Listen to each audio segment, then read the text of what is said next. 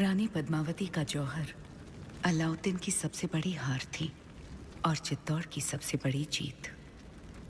आज इतने सदियों बाद भी रानी पद्मावती के जौहर की गूंज भारत के हर कोने में सुनाई देती है। ये वो दौर था जब दिल्ली की सल्तनत पर अलाउद्दीन खिलजी का कब्जा था। ऐसा कहा जाता है कि जब खिलजी ने चित्तौड़ किले पर जीत हासिल की तो रानी पद्मिनी ने 1000 शतरानियों के साथ जौहर कुंड में छलांग लगाकर आत्मदाह कर लिया था। आज भी चित्तौड़ दुर्ग में वो जौहर कुंड है।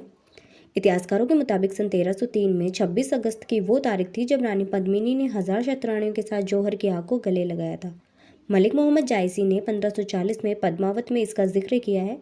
इसके अलावा अन्य किताबों में भी रानी पद्मिनी के उस जौहर का जिक्र है। रानी पद्मिनी का मूल नाम पद्मावती था। वह सिंघल द्वीप के राजा गंधर्व सेन की पुत्री थी। राजा रतन सिंह से विवाह के बाद वो चित्तौड़गढ़ की रानी बनी। ऐसा कहा जाता है कि रानी पद्मिनी बेहद खूबसूरत थी। उनकी खूबसूरती के किस्से सुनकर अलाउद्दीन खिलजी ने चित्तौड़ पर चढ़ाई की ताकि वह रानी पद्मिनी को पा सके। हालांकि इतिहासकारों में इस तथ्य को लेकर भी मतभेद है। इतिहासकार डॉक्टर गोपीनाथ शर्मा के मुताबिक खिलजी के आक्रमण का प्रमुख कारण पद्मिनी ने बल्कि चित्तौड़ किले का सामरिक महत्व था।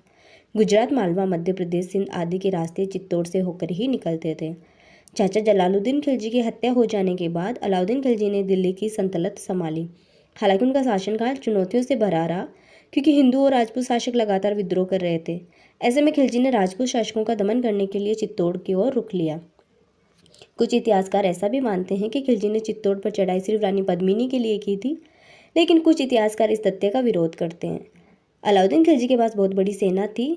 वह जब दिल्ली से चला तो उसे इस बात का अंदाज़ा नहीं था कि चित्तौड़ में उसे इतना संघर्ष करना होगा। खिलजी की सेना चाहकर भी किले में दाखिल नहीं हो सकी। ऐसे में सेना ने किले के बाहर ही डेरा डाल लिया और आवागमन के रास्ते को रोक लिया। वे लगातार 6 माह तक यहाँ पे डेरा डाले रहे। इस दौरान ना तो खाने पीने की कोई चीज़ बाहर से आ सकती थी और ना ही कोई बाहर जा सकता था। समय बीतता जा रहा था, किले के अंदर रसद कम हो रही थी। ऐसे में प्रजा की रक्षा के लिए राजा रतन सिंह ने युद्ध का ऐलान कर दिया। भीषण युद्ध हुआ। राजा रतन सिंह ने बहादुर के साथ खिलजी की सेना का मुकाबला किया, लेकिन उसकी भारी भरकम सेना के आगे राजपूत सेना टिक नहीं सकी। इतिहासकारों के मुताबिक खिलजी किले में दाखिल होता उससे पहले रानी पद्मिनी ने 1000 शतरानियों के साथ जौहर कर लिया था।